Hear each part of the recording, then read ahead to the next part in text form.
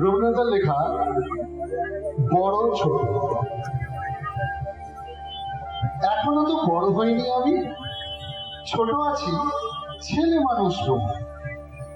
দাদার চেয়ে অনেক মস্ত হব, বড় হয়ে বাবার মতো হব।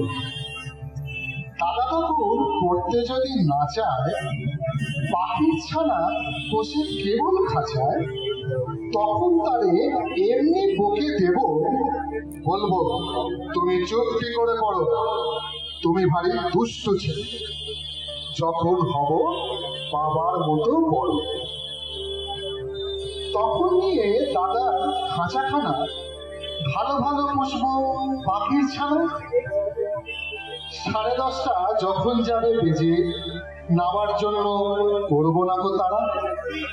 ছাতা একটা ঘাড়ে নিয়ে চটি পায়ে বেরিয়ে আসবো পাড়া।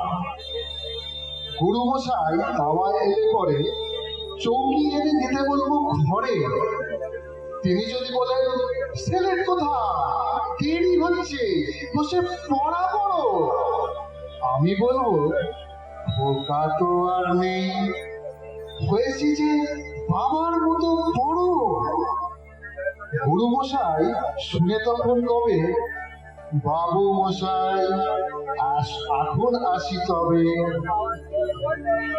খেলা করতে নিয়ে যেতে মাঠে ভুলু যখন আসবে বিকেল বেলা, আমি তাকে ধমক দিয়ে কব, কাজ করছি গোল করো না মেলা। রথের দিনে খুব যদি ভিড় হয়, একলা যাব, করবো না তো ভয়। মামা যদি বলেন ছুটে এসে, হারিয়ে যাবে আমার কোলে চড়ো, বলবো আমি দেখছো নাকি মামা, হয়েছে যে বাবার মতো বড়।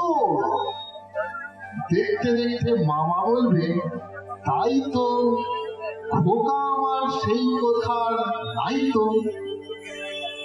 মা সেদিনে গঙ্গা স্নানের পরে আসবে যখন খিড়কি দুয়ার দিয়ে, ভাববে কেন বই শুনিনি ঘরে।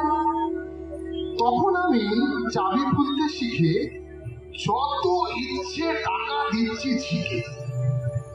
মা দেখে তাই বলবে তাড়াতাড়ি, খোকা তোমার খেলা কেমন তোরো।